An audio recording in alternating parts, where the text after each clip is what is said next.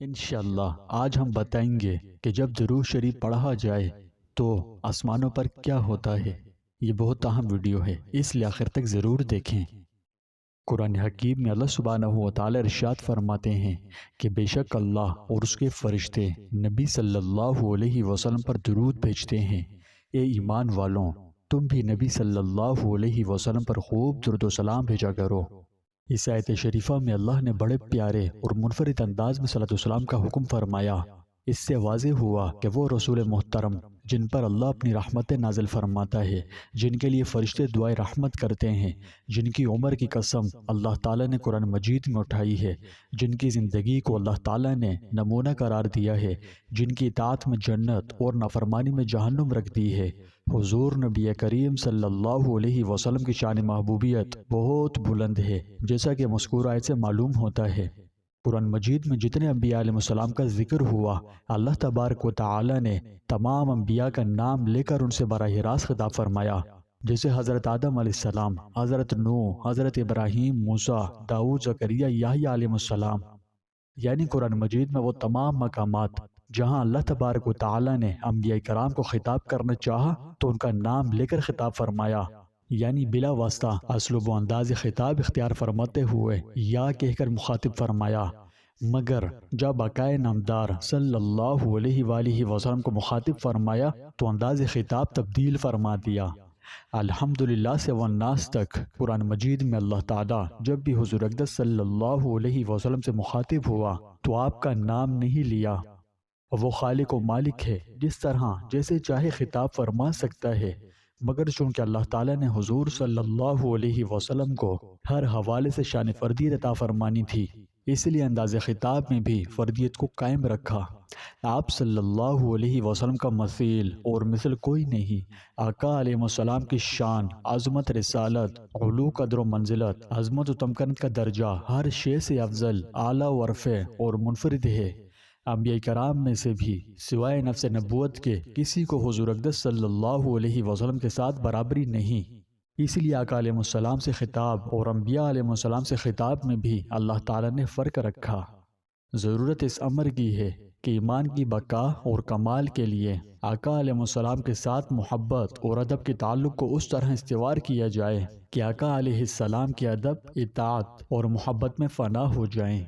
ساری خیر حضور صلی اللہ علیہ وسلم کی نسبت میں ہے اور سارا شر حضور صلی اللہ علیہ وسلم سے کٹ جانے میں ہے۔ امت جب تک حضور علیہ السلام سے جڑی رہی وہ خیر کے چشموں سے سیراب ہوتی رہی۔ جب سے ہم ادب مصطفیٰ، محبت مصطفیٰ، اتباع مصطفیٰ اور سیرت مصطفیٰ صلی اللہ علیہ وسلم سے کٹ گئے تو خیر سے محروم ہوتے اور شر کے اندھیروں میں چلے گئے۔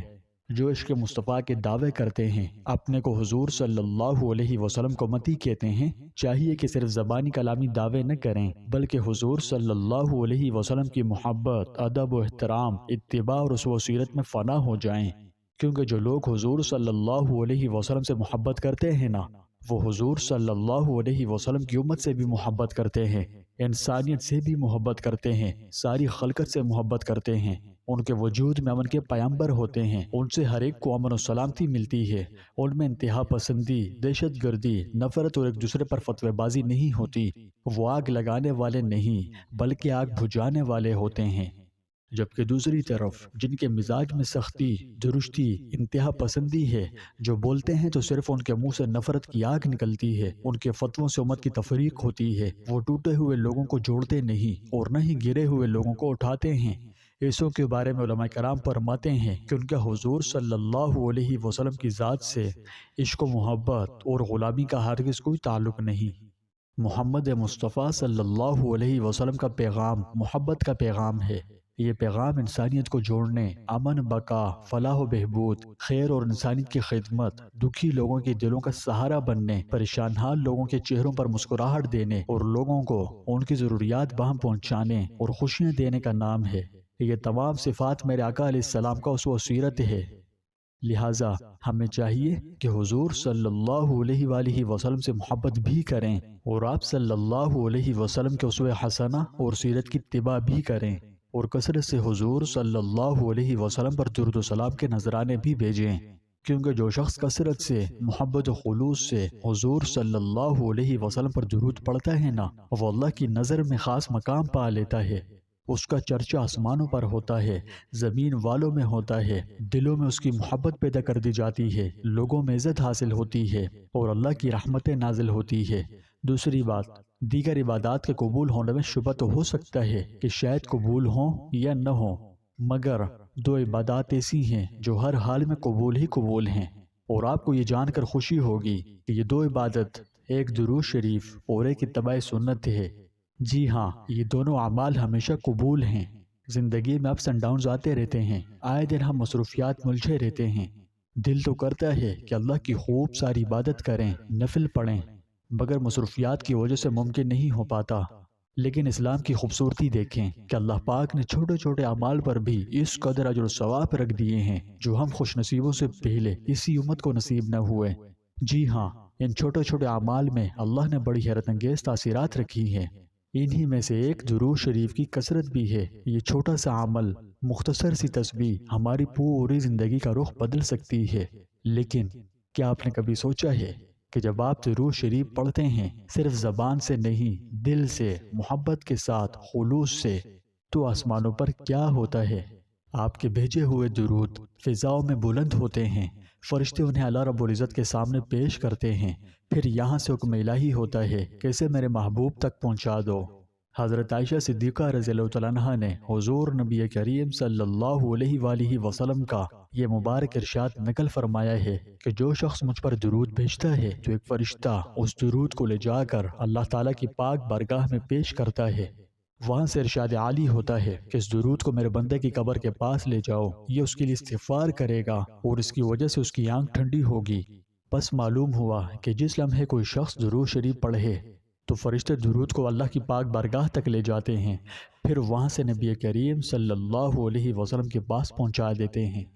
حضرت عبداللہ بن مسعود رضی اللہ عنہ سے روایت ہے کہ نبی کریم صلی اللہ علیہ وسلم نے فرمایا، اللہ تعالیٰ کے بہت سے فرشتے ایسے ہیں جو زمین پر سفر کرتے ہیں اور میری امت کا سلام مجھے پہنچاتے رہتے ہیں۔ ایک حدیث میں رسول اللہ صلی اللہ علیہ وسلم نے فرمایا، مجھ پر کثرت سے درود بھیجو، کیونکہ بے شک اللہ نے میری قبر پر ایک فرشتہ مقرر کیا ہے۔ جب میری امت میں سے کوئی شخص مجھ پر درود پڑھے گا تو یہ فرشتہ مجھے کہے گا، اے محمد صلی اللہ علیہ وسلم، فلاں شخص کے فلاں بیٹے نے اس وقت آپ پر درود بھیجا ہے۔ سبحان اللہ! اندازہ لگائیں، جب آپ درود شریف پڑھتے ہیں تو فرشتے حرکت میں آ جاتے ہیں، آپ کے درود کو اللہ کی پاک بارگاہ میں پیش کرتے ہیں، آپ کے درود کو اللہ کے نبی علیہ السلام تک آپ کا نام اور آپ کے والد کا نام لے کر پہنچاتے ہیں، اور پھر اللہ تعالیٰ آپ پر 10 گنا زیادہ رحمت بھیجتا ہے۔ پیارے دوستوں، سوچیں ذرا، آسمانوں پر آپ کا نام لیا جا رہا ہے، فرشتے آپ کے لیے دعا کر رہے ہیں، اللہ آپ پر ایک کے بدلے 10 رحمتیں نازل فرما رہے ہیں، اور یہ سب صرف ایک درود کی برکت سے۔ لہٰذا جب آپ درود شریف بھیجتے ہیں تو یہ تصور کریں کہ فرشتے آپ کے ہونٹوں سے نکلے ہوئے کلمات کو آسمانوں پر لے جاتے ہیں، پھر وہاں سے نبی کریم صلی اللہ علیہ وسلم کی خدمت اقدس میں پیش کرتے ہیں۔ آپ کا محبت و خلوص سے بھیجا ہوا درود جب آسمان تک پہنچتا ہے تو اللہ سبحانہ و تعالی آپ کو ایک کے اعزاز و اکرام میں 10 سے جواب دیتا ہے اور 10 رحمتیں نازل فرماتا ہے۔ تو کیا آپ اس زبردست اور عظیم عمل کو چھوڑ سکتے ہیں جس کے بدلے میں ہمیں دنیا کی بھلائی بھی ملے اور آخرت کی کامیابی بھی؟ نہیں نا۔ اور درود شریف تو دلوں کا سکون ہے، غم دور کرتا ہے، رزق میں برکت لاتا ہے، اور سب سے بڑی بات، ہمیں اللہ اور اس کے رسول صلی اللہ علیہ وسلم کے قریب کرتا ہے۔ تو آئیے آج ایک عہد کریں کہ دن میں جتنی بار ممکن ہو درود شریف پڑھیں گے، چاہے کام پر ہوں، سفر میں ہوں، بازار میں، بس زبان پر درود شریف طاری رہے۔ یاد رکھیں، درود پڑھنا کوئی معمولی عمل نہیں، یہ عشق ہے، یہ ایک تعلق ہے جو زمین سے آسمان تک ہمیں مقبول بنا جاتا ہے، اور آسمانوں پر ہمارا تذکرہ ہوتا ہے، حضور صلی اللہ علیہ وسلم کے سامنے ہمارا نام لیا جاتا ہے، آپ صلی اللہ علیہ وسلم کا روحانی قرب نصیب ہوتا ہے، اور بھی بہت کچھ۔